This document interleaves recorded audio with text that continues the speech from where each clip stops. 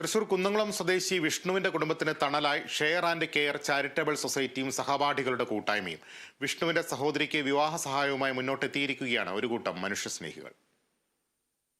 Share and care charitable സൊസൈറ്റിയും സഹപാഠികളും ചേർന്ന് വിഷ്ണുവിന്റെ സഹോദരിയുടെ വിവാഹത്തിനൊരുക്കിയത് 5 പവൻ സ്വർണവും 50,000 രൂപയുമാണ്. 2014 ഡിസംബറിൽ സുഹൃത്തിനൊപ്പം ഗാനമേള കണ്ടു മടങ്ങുമ്പോൾ ബൈക്ക് തെന്നി വീണാണ് വിഷ്ണുവിന് അപകടം സംഭവിച്ചത്.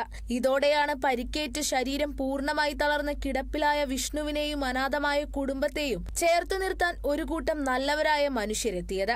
നഗരസഭാ കൌൺസിലറും ജീവകാരുണ്യ പ്രവർത്തകനുമായ ലബീബ് ഹസൻ കുടുംബത്തെ സഹായിക്കാനായെത്തി.